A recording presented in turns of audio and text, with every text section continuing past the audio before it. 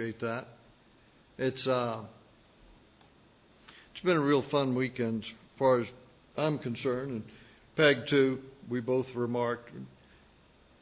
We the Scotts are John and Cindy are especially good friends of ours, and have been for many years. And it was good to spend time with them, and we love them both. And Scott Benz also spoke here this weekend, spoke on Friday night, as you all know. And Scott made a very good AA talk, and as the other talks were. My wife last night got certainly carried away with herself and made an excellent talk. And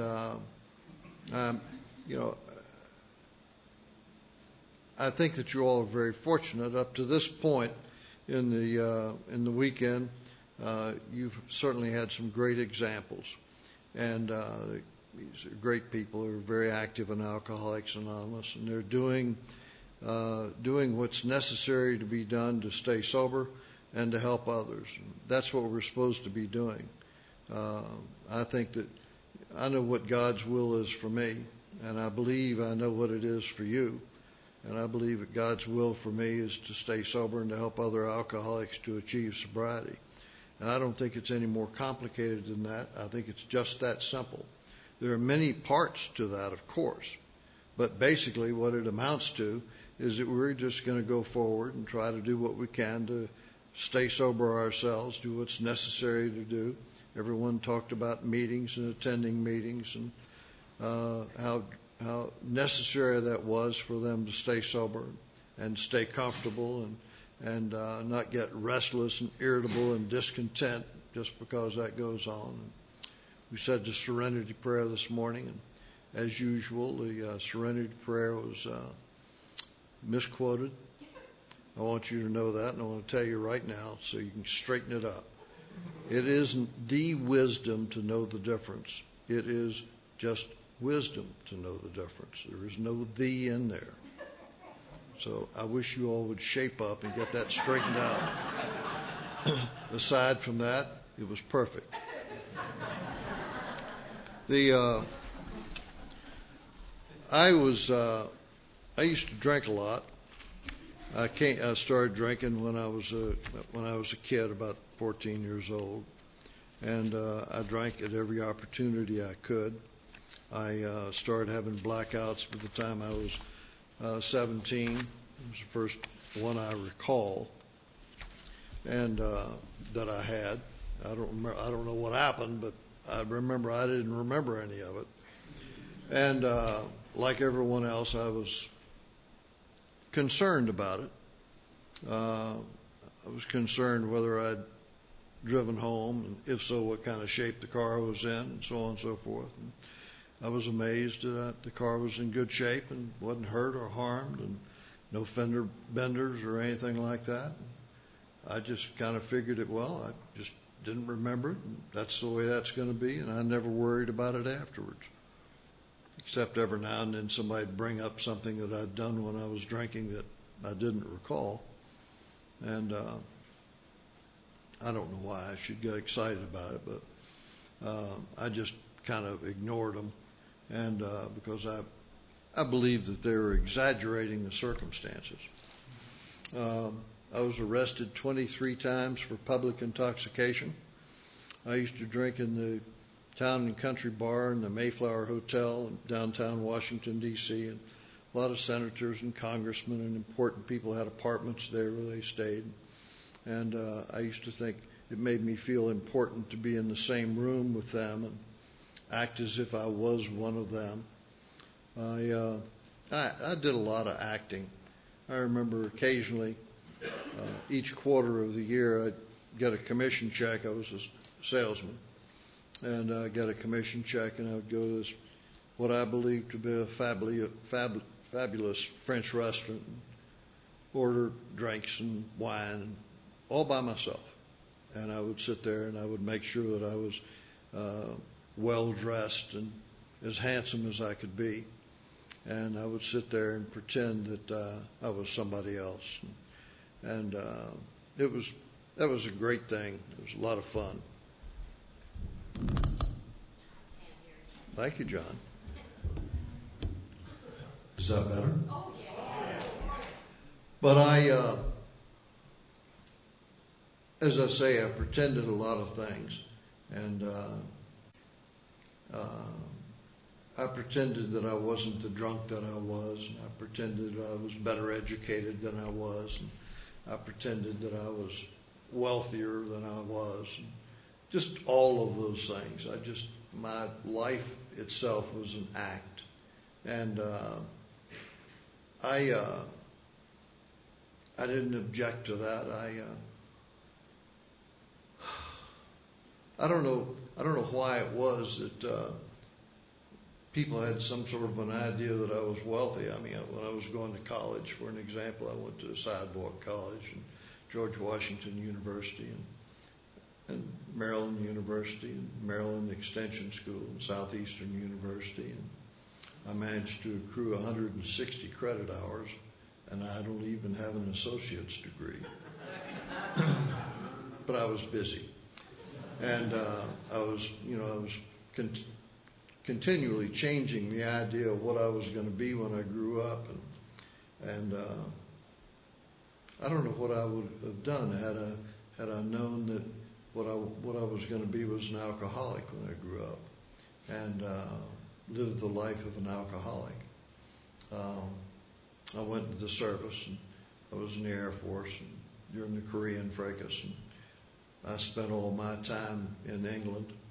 I was an air traffic controller, a drunken air traffic controller, to make you feel better. And the only battles that I fought was the battles of Piccadilly Circus. And if you'd like to know what those are, I'll explain them to you. But there's a lot of girls involved that wore high heels and raincoats and nothing else. I had a good time. I had a good war, and I drank as frequently as I could. You know, somebody would say to me, "Hey, come on, Dick, let's go get a drink." And I'd say, "May as well, going to get drunk anyway," because that's what I did. Because I drank. I drank to the point of intoxication any time that I possibly could, regardless of what the circumstances were or who had warned me away from it. I came back from the service, and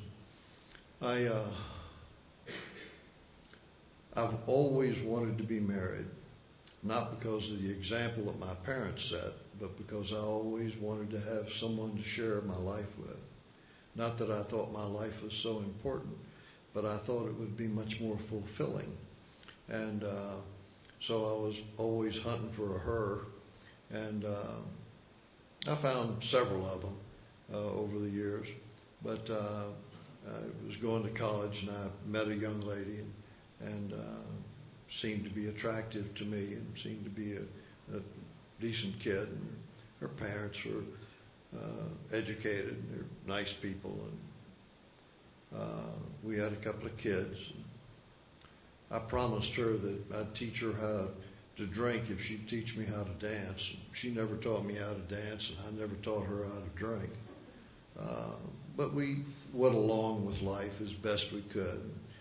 And our first New Year's Eve, as usual, we were out at a party having a good time, and we kissed at midnight, each other, along with all the others.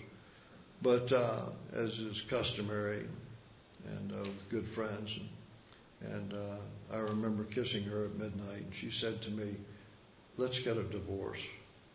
And we had been married 6 months, and I had been faithful to her up to that moment, and from that moment on, I wasn't. And because I knew it was inevitable. It was a bad marriage. That's all there was to it. And unfortunately, we had a couple of kids, and they suffered through this, and ended up that we got divorced after we'd been married 4.5 years. And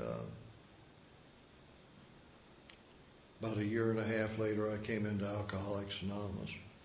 And all during the time that after I came home from the war, I was dating the boss's secretary, the big boss, the president of the company, his secretary. And we were not madly in love or anything like that, but I worked for a radio station, and as she did, and we got together and talked about broadcasting and various and sundry other things. And she played golf. Back in those days, even I played golf, and we just had a good time together. Regardless of whether I was married or not, I was going with her at the time that I was courting my wife, after I married my wife, and after we were divorced, and continued going with her. On a Tuesday night, it was like the 13th of September. We'd gone out and gotten very drunk, and she had gotten so drunk I had to carry her to her car so she could drive home. Chivalry wasn't dead, you see.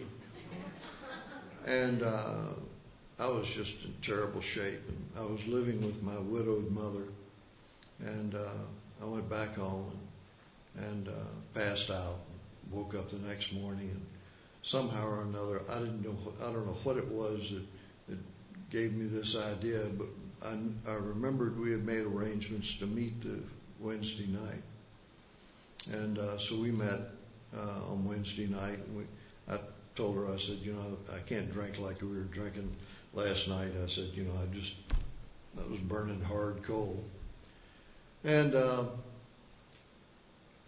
so we decided to meet and go to a restaurant, get a bite to eat, and then go to a movie at the Avalon Theater.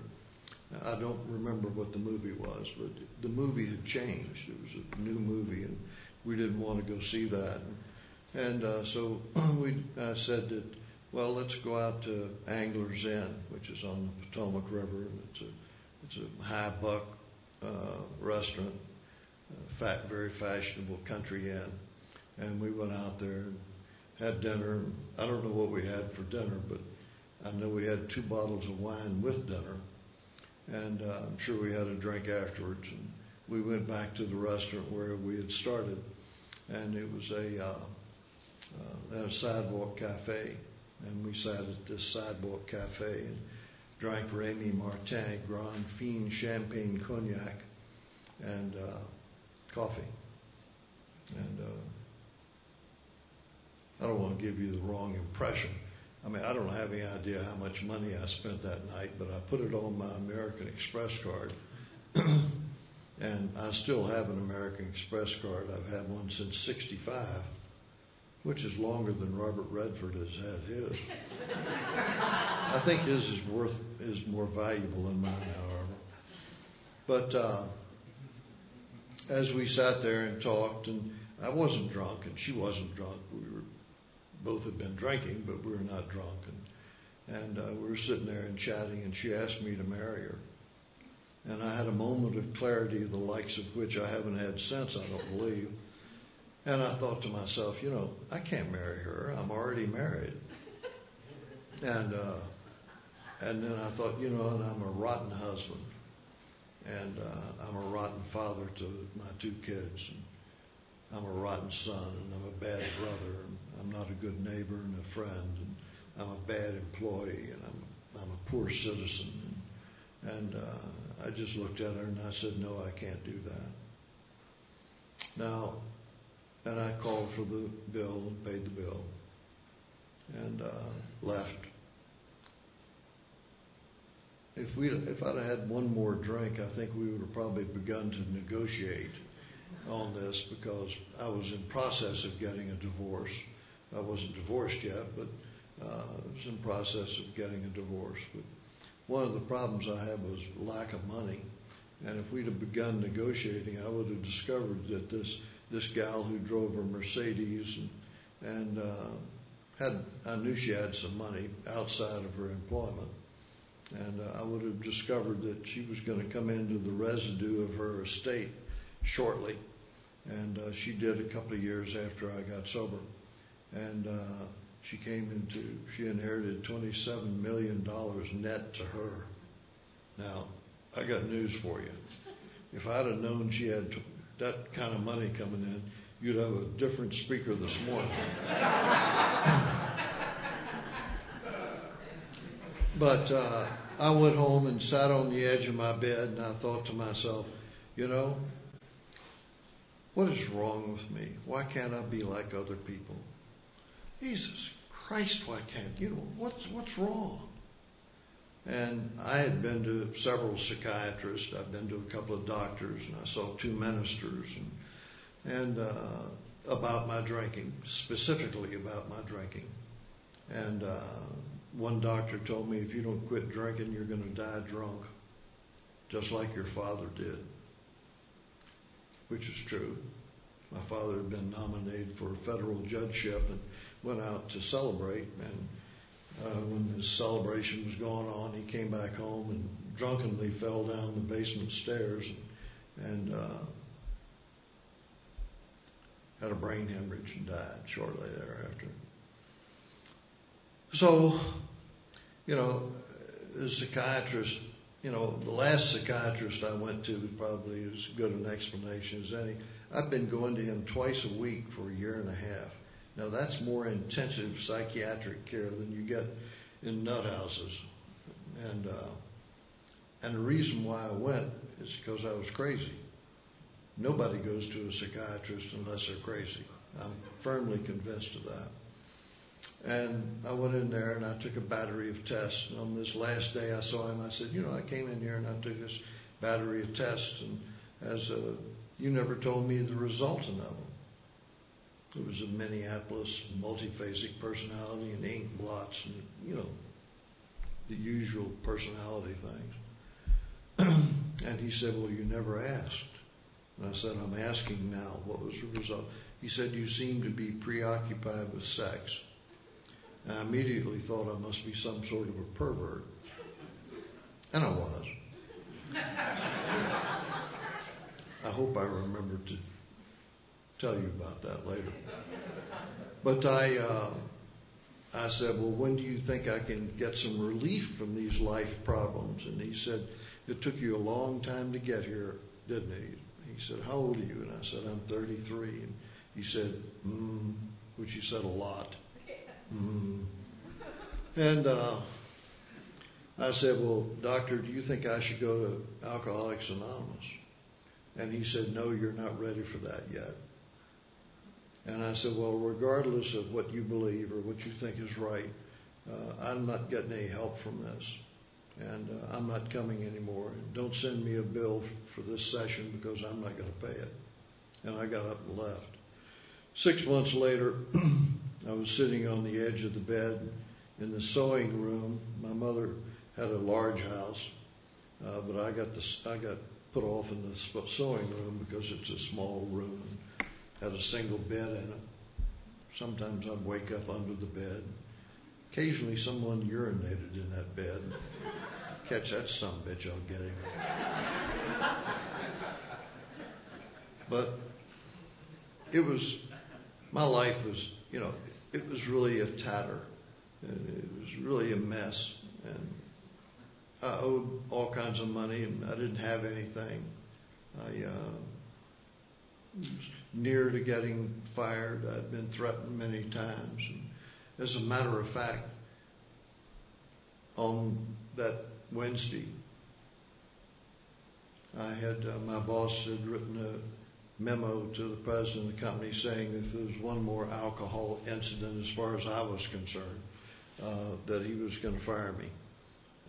Much as he didn't want to do this, but he just couldn't tolerate it anymore. I didn't know that until several weeks after I'd been sober, and my secretary, or his secretary, who was more loyal to me than she was to him, showed me a copy of the memo, and she said, you just barely made it, didn't you? And she was very pleased. Eve was her name, dyed red hair.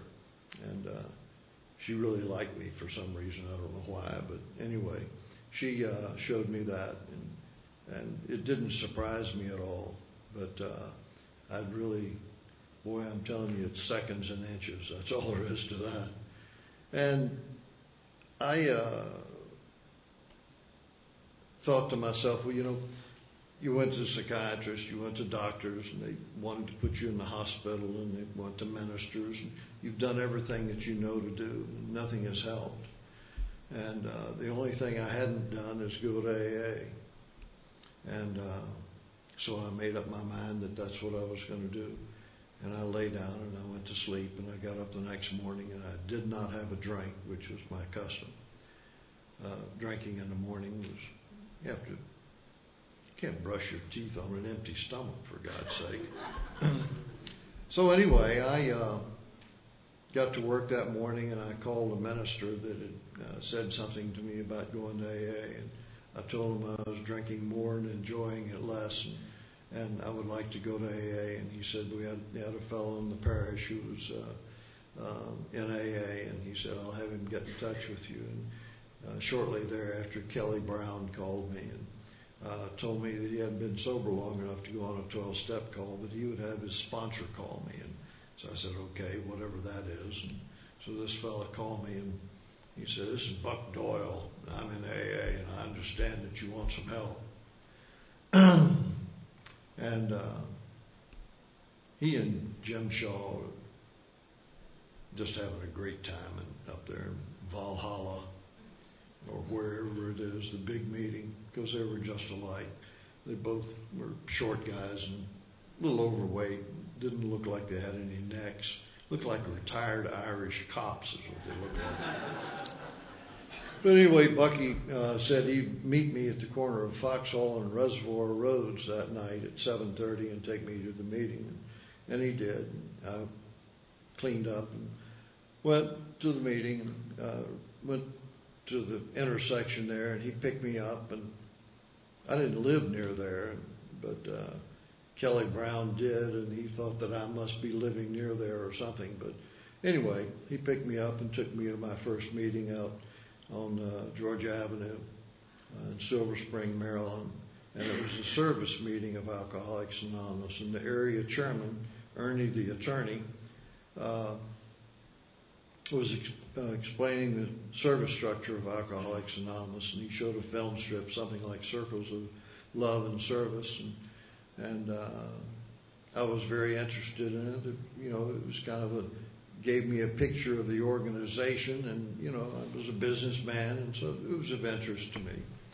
And after the meeting was over, we went to a hot shop, and at this hot shop, Buck and Ernie the attorney and No Growth McGee.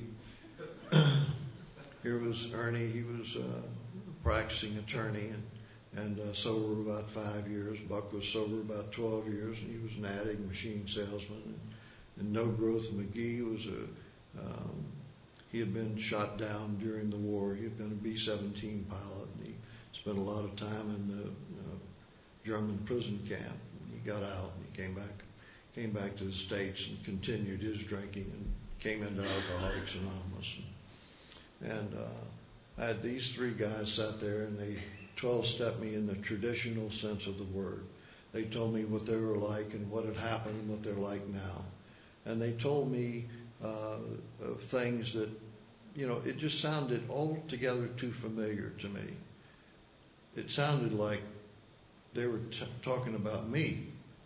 And I said, wait a minute. And I said, where did you guys learn about me? I said, all the stuff that you're talking about that you have done, I have done, and you're just pretending you have done it to hook me in. And they said, no, that isn't it at all, Dick. Those are our experiences. And if you relate, perhaps you may be alcoholic too. And I thought to myself, I'm just exactly like these guys. They've done the same things that I've done.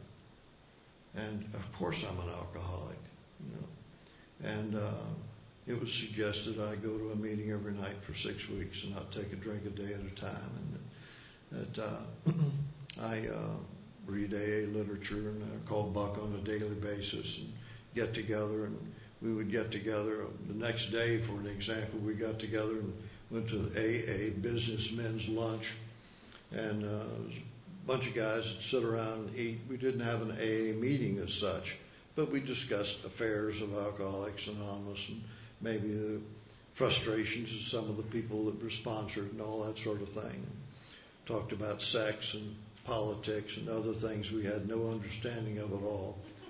And we just had a great time.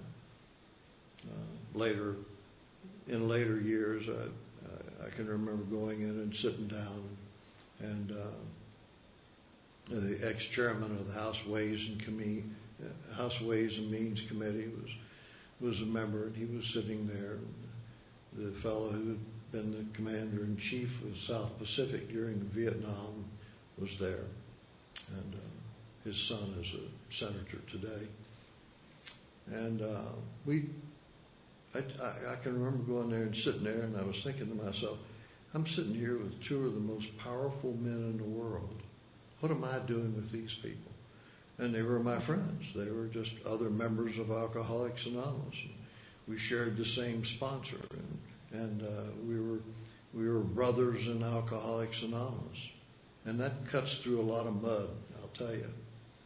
But I started doing what I was asked to do. I went to a meeting every night, and I met Buck, and Buck was always speaking at the meeting that he told me to go to. There were 63 meetings a week in Washington, D.C. at that time. And in the metro area. And I'm sure that at one time or another, Buck spoke at all of them. There were mostly speaker meetings in those days. There weren't as many discussion meetings as there are today. And I started doing the things which I've learned are those maintenance things which allowed me to stay sober. The big book says the spiritual life is not a theory. We have to live it. Unless one's family expresses a desire to live upon spiritual principles, we think we ought not to urge them. We should not talk incessantly to them about spiritual matters. They will change in time. And it goes on to discuss other things. And it says, it's not easy to let up on the spiritual program of action and rest on our laurels. We are headed for trouble if we do, for alcohol is a subtle foe. We are not cured of alcoholism. What we really have is a daily reprieve contingent on the maintenance of our spiritual condition. Every day is a day when we must carry the vision of God's will into all of our activities. Most people read that and they assume that they're going to have to take some spiritual mantle. And, I thought maybe when I was new in Alcoholics Anonymous that I was going to have to become a Catholic. I don't know why I thought that, but I did think that. And but it's not a question of that at all. It's not a question of how spiritual you are or how spiritual you aren't. It's a question of the maintenance of that spiritual condition. It's a question of taking the steps, taking the actions that keep you sober. It's a question of doing that because it's the maintenance of our spiritual condition that keeps us sober. It's not because we're some wonderful people, because there isn't a person in this room who's wonderful. My wife is nearly wonderful, but I say that in public, but I secretly know a little different. But I started doing the things, I started to do those maintenance things. I went to a meeting every day. I called my sponsor every day. I went early to the meetings and helped set up. I stayed late and helped put the chairs up. Certainly, even if I was at a strange meeting, I picked up my chair and someone else's, and I picked up the coffee cups, and I made the place a better place than it had been. I worked very diligently towards doing what my sponsor asked me to do and doing what my sponsor was doing. I did what he did. And he said, why don't you stop by and pick this guy up and bring him to the meeting? And I'd stop by and pick him up. And that was part of the maintenance of my program. It was part of the maintenance of my program to wake in the morning and say, oh, good morning, God, I'm here. I'll do the best I can. Those thoughts went through my mind. And at night when I went to bed, it was just a simple good night, God. Just a simple good night, God. And very strangely enough, that's exactly what I do yet today. I don't do anything any different than that. I don't have any list of prayers that I do or anything like that. I pray on a daily basis. It's just simple. Pray for the knowledge of His will and the power to carry it out. That's all. And I'm not sure that I know His will beyond staying sober and helping other alcoholics to achieve sobriety. There's nothing else. There's nothing secret or mystical about this, except the fact that in doing those simple things, by going to the meeting, by being where I'm supposed to be when I'm supposed to be there, do what I say I'm going to do when I say I'm going to do it. It's those things. It's exercising as much integrity as I possibly can on a daily basis. It's doing those things which allow me to be sober, which allow me to stay sober one day at a time. My sponsor at the time, Buck, told me, he said, I don't think people stay sober in Alcoholics Anonymous unless they make a commitment, and they have to make a commitment to themselves and therefore to God that they're going to stay sober until they die. And that sounds like a bit of an exaggeration, perhaps, but it's not an exaggeration at all, because we're taught in Alcoholics Anonymous to live our lives a day at a time, and you don't take a drink one day at a time. If you just don't take that drink, you're going to stay sober.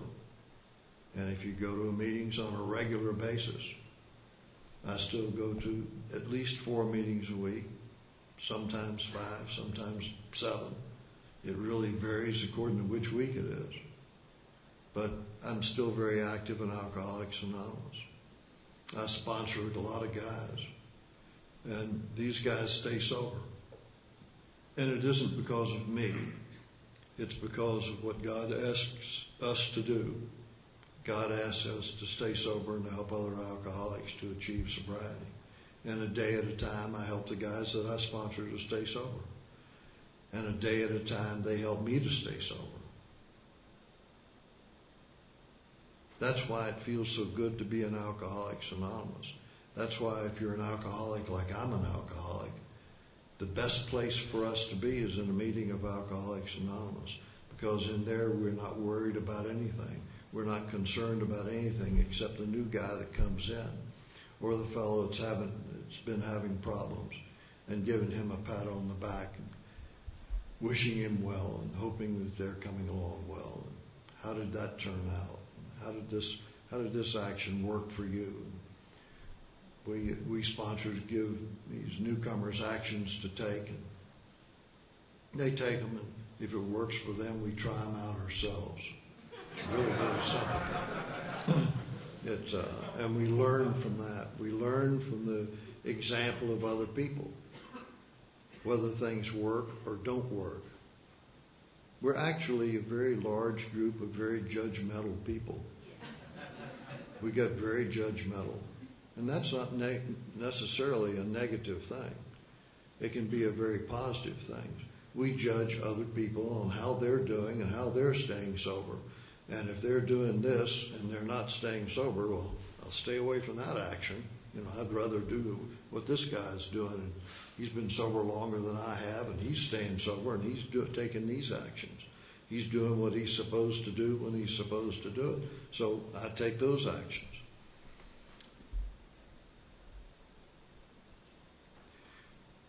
Aside from the basics of the 12 steps, admitting we're powerless over alcohol and that our lives have become unmanageable, realizing that AA can help us stay sober,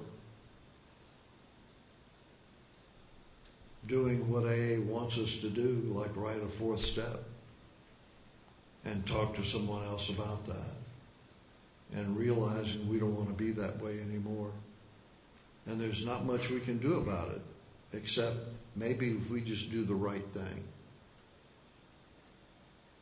And as we do the right thing on a continued basis, with no particular intent involved, no negotiation involved, just go to work on time and work while you're there. That's a novel thing for an alcoholic to do. And just doing those things is an end result. What happens is we stay sober.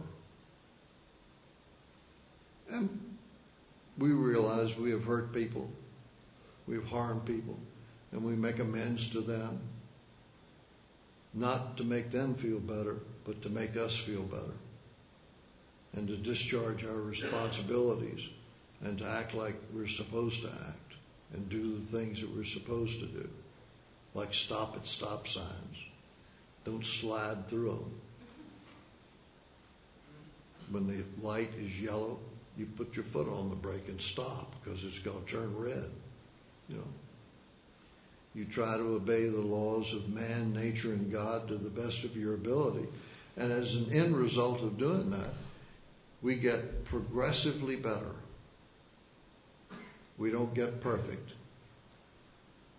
In chapter 5, it says we're not saints. We're not. We're not even trying to be saints. We're just trying to be a little better than we were yesterday. A little better than we were last year, or last month, or last week. A little better than we were earlier this morning, maybe. Just a day at a time. Just trying to be a decent person. Getting an education is very important. That we do that so that we can be more comfortable.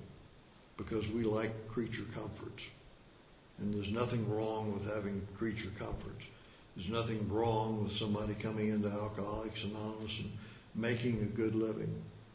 As a matter of fact, there's everything right about that. That's the right thing to do. We make those amends. I had various experiences of that, just like you have. But most of all, some days, the best we can do is just not take that first drink.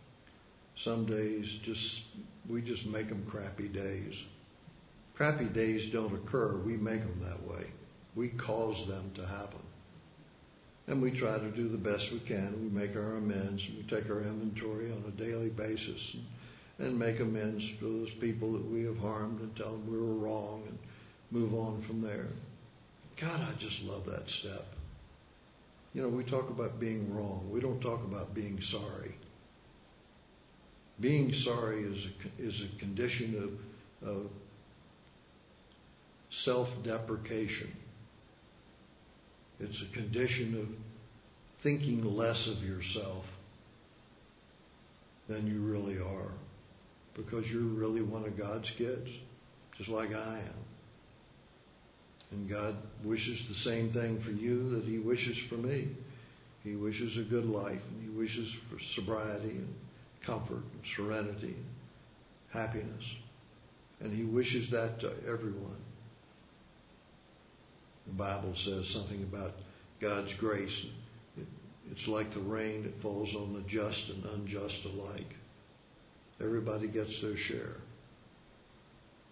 I learned to do those things to the best of my ability. When I was newly sober, the first few weeks I was sober, I started asking Buck questions, and I asked him, I said, Buck, I was going to the psychiatrist, and I asked him if I should go to AA. You'll notice I'm reversing the order. And I did that on purpose. I just wanted to know whether I should trust him or not. And I said, he said, no, I wasn't ready for that. I said, what did he mean? And he said, he just meant you still had money. And that was such a cynical, sardonic answer. I loved it.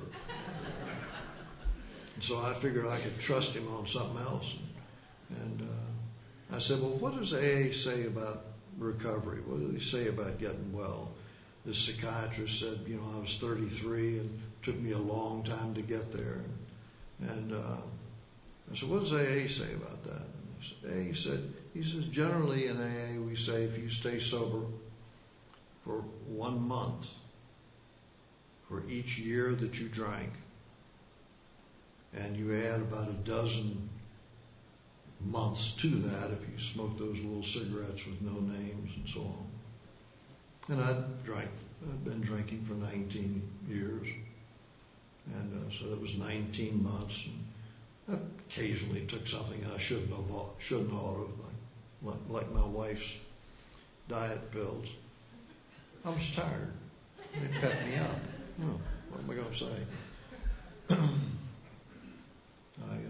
One of the psychiatrists gave me an open-ended prescription for Valium. I would take as many as 20 milligram capsules of Valium a day. That would kill me today. It would give me kidney failure. But I was so overdosed with alcohol, it just didn't seem to have much effect. It just made me a dumb, slow-thinking alcoholic is what it made me. But I liked his answers.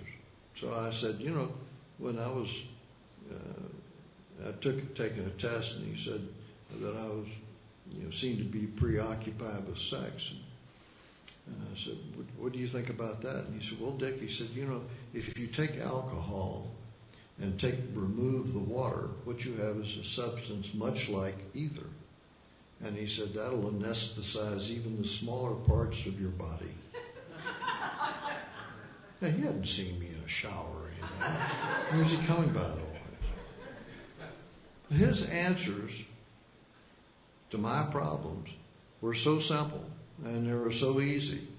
Just go to a meeting, Dick. You'll be all right. Things are a little tough. Go to an extra meeting this week. Or why don't you just get back to going to a meeting every night? Try that until you feel better. And you feel better, you just drop back down to your 4 meetings a week or whatever it is. And so I did that. And he says, always help others, because sponsorship is the key. What you do to help someone else helps you. You've got to give it away to keep it. Sometimes I don't want to give it away. Some days I just want to keep it all to myself and screw on. Some days they're just not good days. I've screwed them up somehow. I'm worried about my condition, whatever that might be that day. But if I just go ahead, sometimes I don't know whether you've ever been in this condition or not, but some days it's, along about 7 o'clock at night, it's just come on midnight. Just can I go lie down somewhere and go to sleep? Because I know it'll be better tomorrow, no matter what it is. Just come on midnight. It's so good to be able to be with people who want to do what you do. It's so good to be with people who want sobriety on an all-time basis. It's good to be with people who want to stay sober for the rest of their lives. It's good to be with people who spread that around and carry that message. That indeed it's the maintenance of your spiritual condition that keeps you there. It's taking the actions one day at a time, just doing those things that are in front of you to do. You shake hands with the speaker, regardless of whether they've made a good talk or not. It doesn't make any difference. Sometimes you go up and shake hands and say thank you, but I don't have as bad a talk as you do.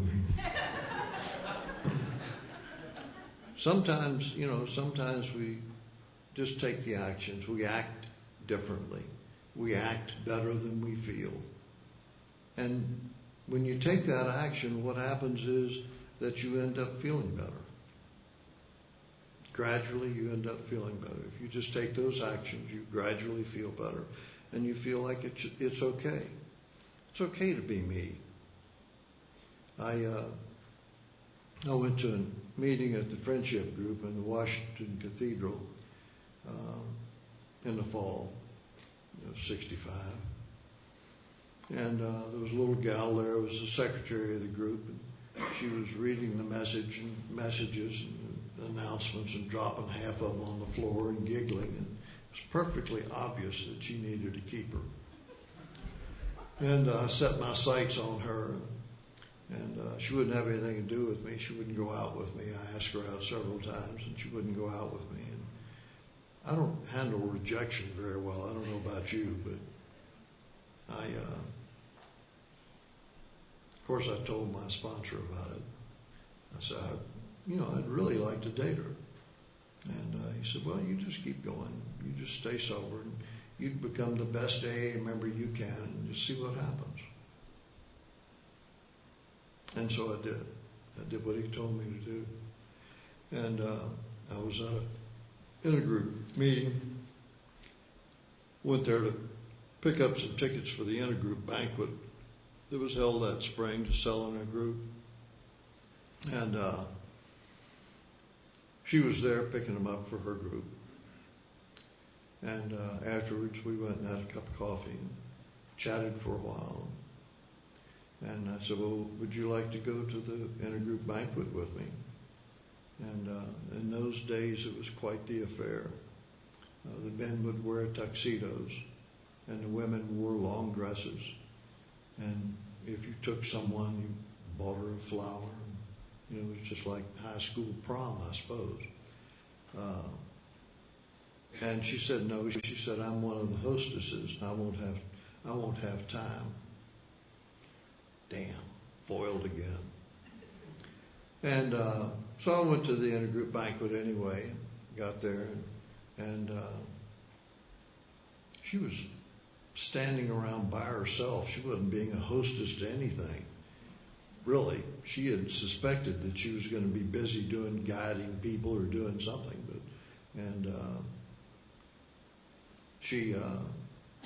I asked her for a date. And she said, well, give me a call at the office tomorrow or Monday. And I said, okay. I called her up, and she said, my schedule's so busy, I just have so many things to do. And she said the first time that she had available was on June the 6th. June the 6th, 1966. I was married before on June the 6th. D-Day was June the 6th. It didn't sound like it was good to me. And besides that, it was a Monday night. Now, date night is Friday night or Saturday night. It's not Monday night. But I was anxious, so I said, that'll be great. And I said,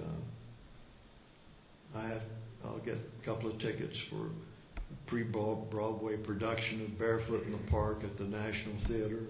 We can go out to dinner first. And we went out to dinner at a seafood restaurant, and I remember she ordered shrimp salad. I said, you order something else? Get lobster or whatever. I like shrimp salad. Okay. And so we had a nice dinner and had a pleasant time. And she laughed. I wasn't much into laughing in these days, but we went on to the theater and saw this comedy and laughed and had a great time and enjoyed it. And I'd taken her back home, and I had that afternoon. I had a 1964 Ford Falcon with bourbon bumps all over it. And someone had urinated in the front seat, the driver's side. I don't know who that was. But I was driving down Georgia Avenue, and there was a Pontiac dealership over here on the right-hand side, and there was a gold Bonneville convertible sitting in the window. And I drove into the shop, and I said, I want that car. And I bought that car, and I took her out for a date, and she was very impressed. Wasn't anything grandiose about me at all. That thing passed everything except a gas station. But we had a great time. And I said, well, what are you doing tomorrow night? And she said, well, I'm not doing anything. And I said, well, I'll drop by and pick you up, and we'll get a bite to eat and go to a meeting. She said, that'll be fine. So we did that. What are you doing Wednesday night? Well, I'm going to the friendship group. Well, I'll meet you and we'll get a cup of coffee afterwards. Oh, that'll be wonderful. What are you doing? Well, Thursday was a regular meeting that I attended, so we went there. Friday night was back to the friendship group. Saturday night it was the Annandale group. We went out every night. Her schedule just seemed to open up. I don't know what happened, but God, she was going to have a boring week or two there, I can tell you.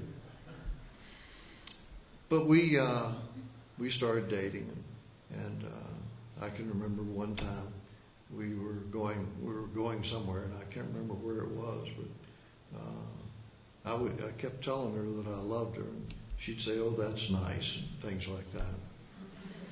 And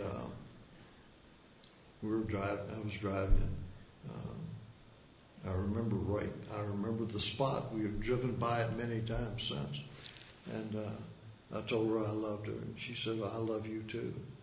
And I stopped the car, and I got out of the car, and ran around the car 2 or 3 times, saying, "She loves me. She loves me." It wasn't long after that that I was over at her apartment, and she asked me to marry her. And I readily accepted the proposal, and we started talking about when we should get married. And she said, I said, we should get married in Bellevue, because her dad was a SAC Surgeon General at that time.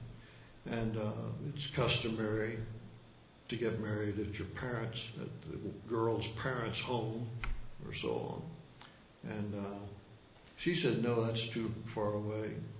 And I said, "Well, let's do it in October. I get my commission check." And she said, "Well, this isn't about money." And I said, "Why don't we wait until Buck gets back? He's on vacation. He'll be back shortly." He was speaking at an AA conference that night. I'd made a promise to him that I wouldn't take any extraordinary measures in my life without discussing it with him first. And so I called, and I found out where he was, and I caught him in his hotel room. And I said, "Buck, I'm thinking about getting married." He said, who you thinking about marrying? That Peggy girl?" And I said, "Yeah." And he said, "That's okay." He says, "She's been sober longer than you have." Boy, I tell you, that was the worst piece of advice he ever gave me. Ever since that, it's been, "Well, when you've been sober as long as I have, dear." I'm telling you guys right now, don't marry some gal that's been sober longer than you have. It will be your downfall. Just a terrible thing to do.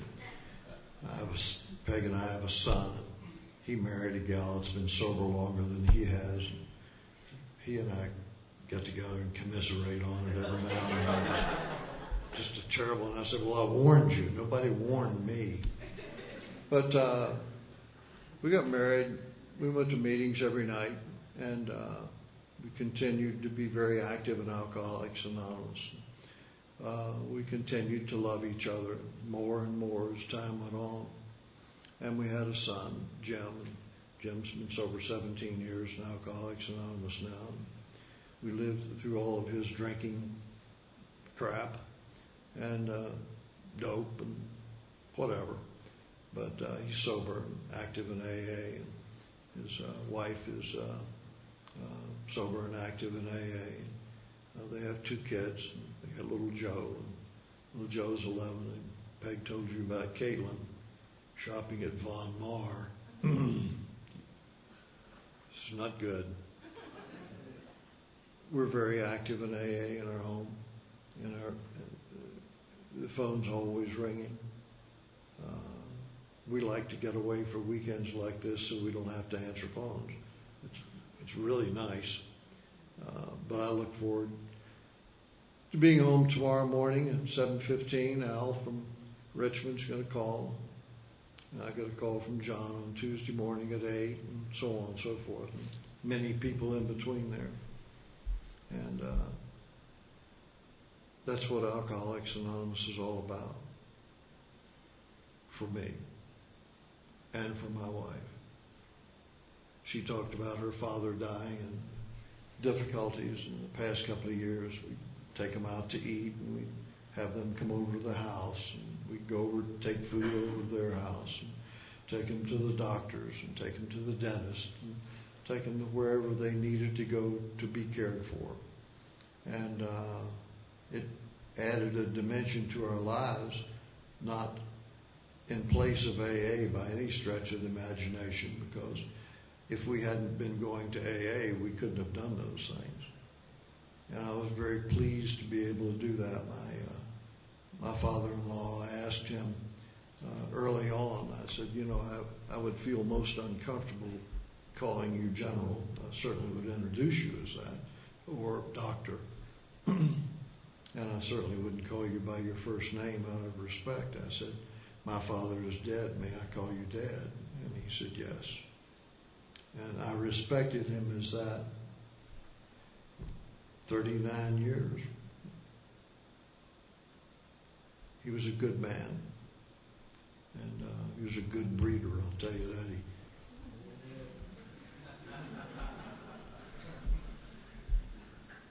And so much for AA. So much for my life in Alcoholics Anonymous.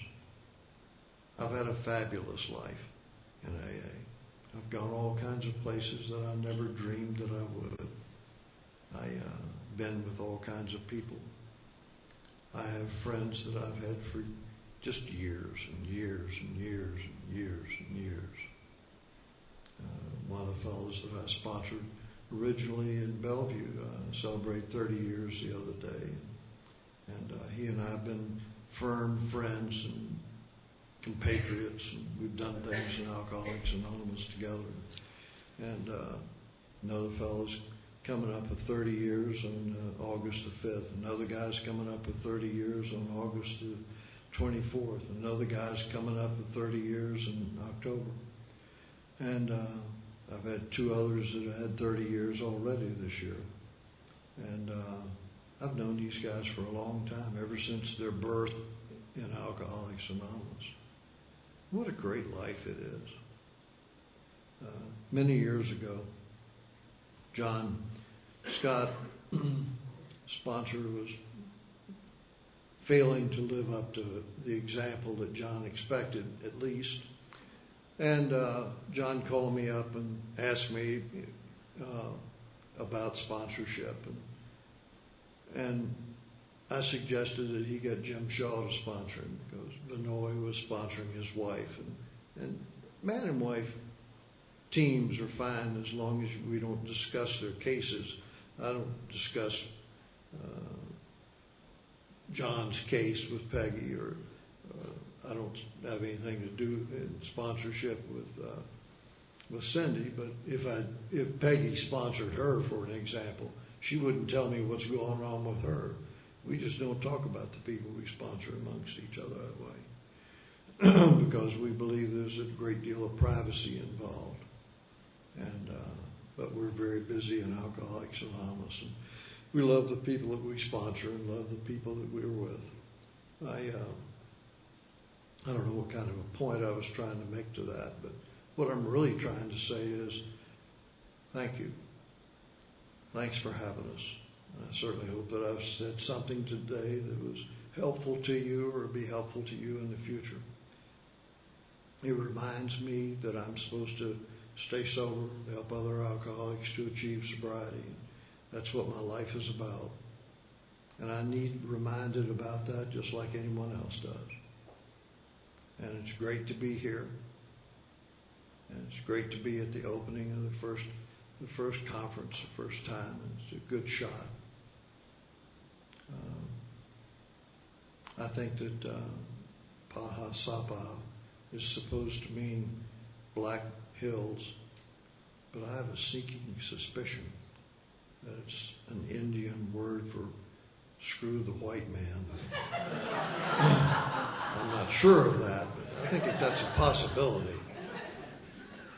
But anyway, it was a great title, and you all have done a great job with it. Wayne's done great. It was nice to see so many friends here, so many people that I've met in AA and met in this area and other areas. And it's just great to be here and great to be a member of AA. Thank you.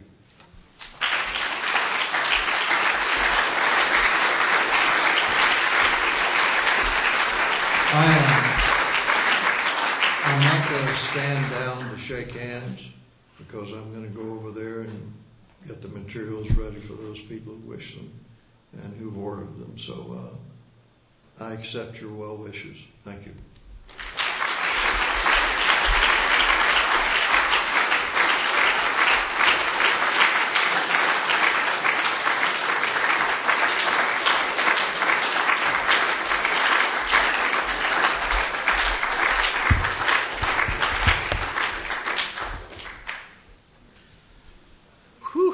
Thank you very much, Grandpa Dick. That was awesome. What a fine example to follow.